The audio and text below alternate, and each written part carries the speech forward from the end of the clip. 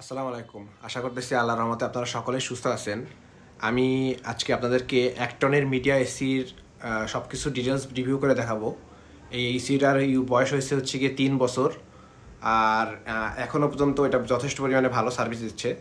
আমি একটু ঘাটাঘাটি করে দেখলাম যে ইউটিউবে মিডিয়ার অ্যাক্টনের ভালো রিভিউ নাই। এইটা বর্তমানে বাংলাদেশের সবচেয়ে কম দামি এসি। এটা আমার কেনা ছিল 29,000 টাকা। বর্তমানে এটা 34,000 টাকার আশেপাশে দাম উঠতেছে, যেহেতু এখন গরম পড়ে গেছে, এসির মার্কেটে শর্ট আছে। আর এই 34,000 টাকাতে কেনা আপনাদের জন্য কতটুকু অর্থিত হবে আমি আমাদের ফুল ডিটেলস এই ভিডিওর মাধ্যমে তুলে ধরতেছি। আমি আপনাদেরকে আজকে মিডিয়ার অ্যাক্টনের একটা এসি রিভিউ দেখাচ্ছি। গরম পড়ে গেছে, এটা নন ইনভার্টার এসি। আমি আউটারটা দেখা শুরু করতেছি। এইটা হচ্ছে গিয়ে আপনাদেরকে 24-25 সালে আসেও মিডিয়ার অ্যাক্টনের এসি, এবং হচ্ছে বিদ্যুৎ বিল কেমন খরচ আসবে, এবং হচ্ছে গিয়ে কত স্কোয়ার ফিটের বাসার জন্য কভার করতে পারবে, সেটা আমি একটা ফুল ডিটেলস দেবো। আর এটা হচ্ছে গিয়ে কতটুকু হচ্ছে গিয়ে আপনার দামের সাথে সার্ভিসটা দিতে পারবে, সেটা আমি আপনাদেরকে জানাবো। এটা আমি আউটারটা সেট করছি, অ্যাঙ্গেল লাগে নাই আমার। অ্যাঙ্গেল ছাড়াই হচ্ছে গিয়ে আমি আমার যেহেতু হচ্ছে গিয়ে একটা 10 ফুটের পাইপ লাগছে, এই পাইপটা দিয়ে আমি সেট করছি। আমি এটা ইউজ করতেছি। আমার এটা আরো 2 গরম আগে কেনা, মানে হচ্ছে গিয়ে এটা 3 বছর রানিং। 3 বছর পরেও আসে এটা যথেষ্ট পরিমাণে ভালো সার্ভিস দিচ্ছে। আমার প্রতি বছরই একবার করে ওয়াশ করা লাগে সেটা। এই একবার করে ওয়াশ করলে এরা যথেষ্ট পরিমাণে ক্লিন করতে পারে। আমি আপনাদেরকে এখন এসির হচ্ছে গিয়ে ভিতরেটা একটু দেখানোর চেষ্টা করতেছি, যেটা হচ্ছে গিয়ে মানে ইনডোরের ভিতরে থাকবে। দেখুন, ইনডোর পোর্শনটা মোটামুটি যথেষ্ট পরিমাণের প্রিমিয়াম আছে, এবং এদের এবিএস ম্যাটেরিয়াল ইউজ করে। এসির কোয়ালিটি মোটামুটি ভালো আসে। আমার এই রুমটা হচ্ছে গিয়ে আপনার টোটাল সাইজ আছে হচ্ছে গিয়ে 120 স্কোয়ার ফিটের কম আছে। এখানে 110 স্কোয়ার ফুটের মতো জায়গা আছে। আমার এরিয়া খুব কম।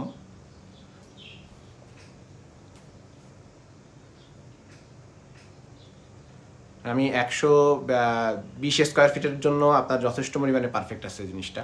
আমি আপনাদেরকে এখন একটু বলি যে এটার বিদ্যুৎ বিল কেমন আসে।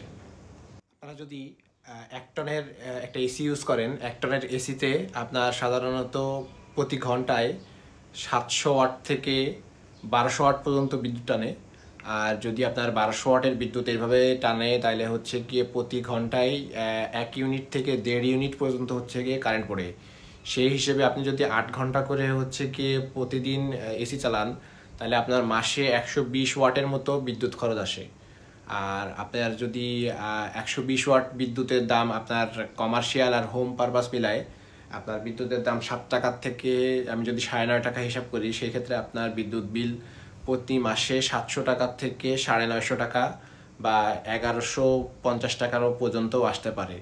সেই ক্ষেত্রে আমি মনে করব, যদি আপনারা ইনভার্টারে যান, সেক্ষেত্রে আপনার এই বিদ্যুৎ বিলটা প্রায় হচ্ছে হাফ হয়ে যাবে। কিন্তু যদি আপনারা ইনিশিয়ালি হচ্ছে গিয়ে একটু খরচ কমাতে চান, আপনারা এসির মূলত লাগে হচ্ছে গিয়ে 4 মাস। এই 4 মাসের হিসাবে যদি আপনি হচ্ছে গিয়ে নন ইনভার্টার অপশনে যান, নন ইনভার্টার অপশন প্রায় হচ্ছে গিয়ে 8,000 থেকে 10,000 টাকা কম থাকে। আমি 8 থেকে 10,000 টাকা কম খরচ করে নন ইনভার্টার অপশনই পছন্দ করছিলাম, কারণ হচ্ছে গিয়ে আমি 5 বছর পরে যায় হচ্ছে কি এই কস্টটা সমান হবে। আমি আপনাদেরকে এখন একটু বলি যে হচ্ছে কি এক টনের এসিতে আপনারা কতটুকু জায়গা হচ্ছে কভার করতে পারবেন। এক টনের এসির সর্বোচ্চ ক্যাপাসিটি থাকে হচ্ছে কি 120 স্কোয়ার ফিট। আপনার রুমের ক্যাপাসিটি যদি এর থেকে ওভার হয়ে যায়, তাহলে অবশ্যই আপনার 1.5 টন নিতে হবে। আর আপনার যদি 1 টনের এর থেকে কম 120 স্কোয়ার ফিটের নিচের কোনো রুমে যদি আপনি 1 টনের বেশি লাগান, সেক্ষেত্রে আপনার রুমটা স্যাঁতস্যাঁতে হয়ে যাবে। তার মানে আপনার রুমের সাইজ অনুসারে অবশ্যই পারফেক্টলি আপনার হচ্ছে কত ওয়াটের বা কত টনের আপনি এসি দিবেন, সেটা আপনার হচ্ছে হিসাব রাখতে হবে। আমার এটা হচ্ছে গিয়ে টপ ফ্লোর, আমার উপরে ছাদ, আমার উপরে এখানে থেকে সূর্যের আলো পড়ে। আর আমার রুমে হচ্ছে গিয়ে 3টা এরকম জানলা আছে। এপাশে একটা, এপাশে একটা, আর এটা হচ্ছে গিয়ে আসলে জানলা না, দরজা। মানে হচ্ছে গিয়ে তিনটা মোট হচ্ছে গিয়ে বাতাস প্রবেশ করার। কিন্তু আমার পার্থক্য হচ্ছে আমার সবগুলোই সিল্ড। আমি হচ্ছে গিয়ে সবগুলোই হলো থাই গ্লাস ইউজ করতেছি। আমার এই রুমের অন্য কোনো কিছু ইউজ করা নাই। থাই গ্লাস করার কারণে এটা খুবই আইসোলেটেড অবস্থায় থাকে। আর কিন্তু সূর্যের আলো ডাইরেক্টলি পড়ে, আমার এই ছাদটা যথেষ্ট পরিমাণে গরম হয়।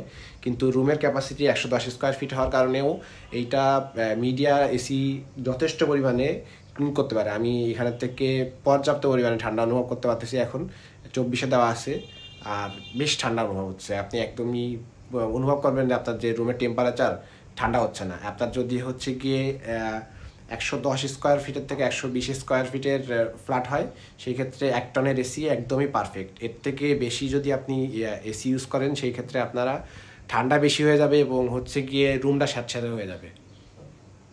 এই ছিল আজকের মতো ভিডিও। আমি আর খুব দ্রুতই গ্রিড 1.5 টনের এসি আমার আর এক রুমে লাগানো আছে, আমি সেটাও হচ্ছে গিয়ে রিভিউ নিয়ে আসবো। আপনার চ্যানেলটা সাবস্ক্রাইব করে রাখবেন যদি ভালো লাগে।